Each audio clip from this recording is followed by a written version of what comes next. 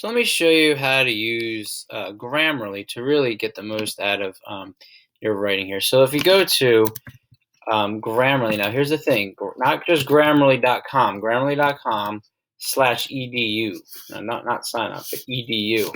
Okay, that gives you the school site that we're going to use.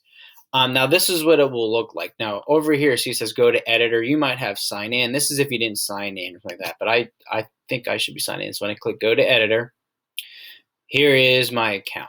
Okay, this is my Grammarly account. Now, the first thing I need to do is I'm going to open the sample I have with my response to the arc of rotation. And first thing I'm going to do is I'm going to copy it all. Copy it. And then I am going to paste it in here. Okay, now it's going to give me a couple menu options. There's for you. Knowledgeable, let's do neutral, general, just a very neutral since this is just a response. You're going to maybe stay informed.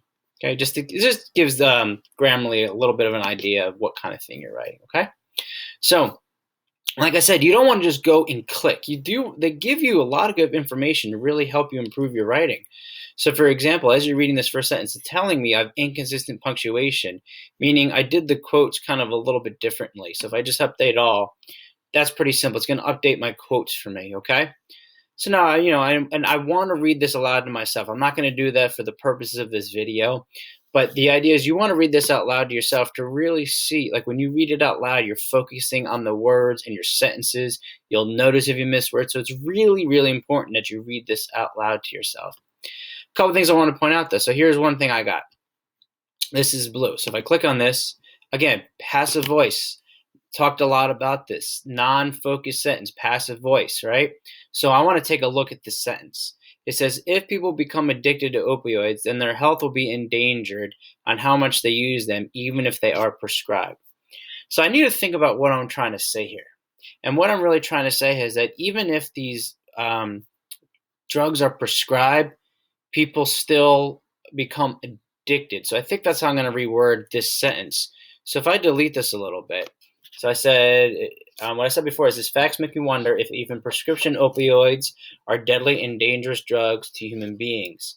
Then maybe I'm going to start with that, make this what's called, remember, a complex sentence. So even if these opioids are prescribed,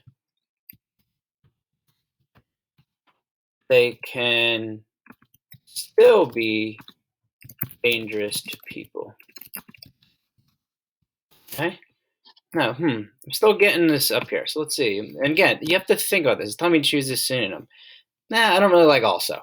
I think even if is a better one. Even if these opioids, and I spelled opiates wrong, are prescribed, it's still telling me it's a little, so I think instead of are prescribed, let's see if I can change this. Even if,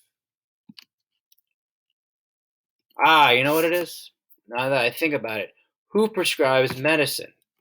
Doctors, right? So I want to say, even if doctors prescribe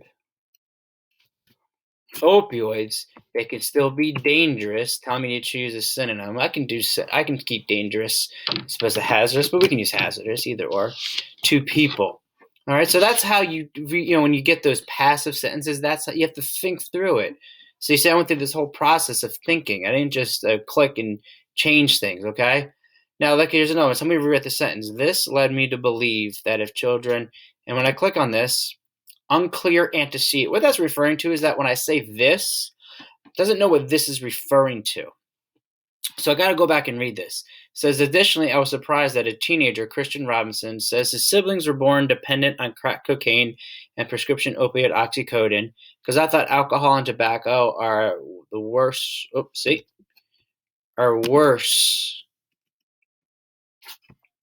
to children. I guess it's probably are worse for children after they're born, for children. So again, this is why rereading out loud is important. Control Z will get rid of that. Are worse for children after they're born. So I want to say, this belief. So even just adding this one word changes the sentence, and I'll probably this belief led me to believe that if and see now it's good. Okay, now it's telling me you did a great job, but it's not done. Remember, this is just checking your grammar. So it is important to read aloud, make sure your words in there, and make sure you're saying what you want to say. Okay, now, which I will do later, but that's not the purpose of this video. I'm going to copy this again. So now I'm going to take it out of Grammarly. I'm going to go back to Google Docs or Word and paste it in there. Okay, now you see it's not formatted properly. So what I want to do is I want to format it properly, right? Double space. So if I highlight this, go right here, right there, double space. Okay, it might be a little bit different in Google Docs, but it's some sort of line spacing or something along those lines you want to find. Hit the tab. There's a paragraph, tab, paragraph, and tab, paragraph. And that's what my response should look like. Okay, now I'm going to do, you should have watched the other video that makes it a good response, which I'm going to do it backwards here. So this is when you're done. It should look like this. It should have the correct sentence formations, different kinds of sentence use, and just good writing in general for you to submit on Google Classroom.